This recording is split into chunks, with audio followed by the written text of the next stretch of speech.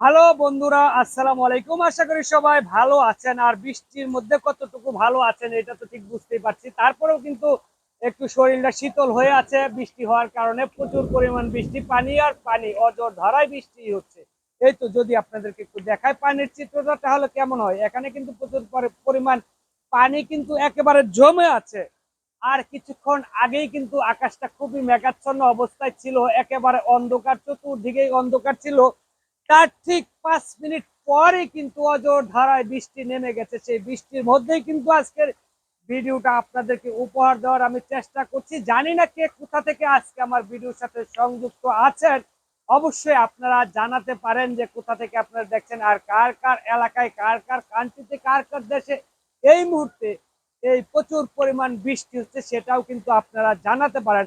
আর আমি সবসময় মূলত তুলে ধরার চেষ্টা করি যে নিত্য নতুন যে ভিডিও, আর সেই ভিডিওগুলোই কিন্তু ইউটিউব চ্যানেলকে আমি উপহার দিয়ে থাকি। আর ইউটিউব চ্যানেল যদি আমার এই ভিডিওগুলো পছন্দ করে সবার কাছে পাঠিয়ে দেয় তাহলে কিন্তু সবাই অবশ্যই দেখতে পারবে।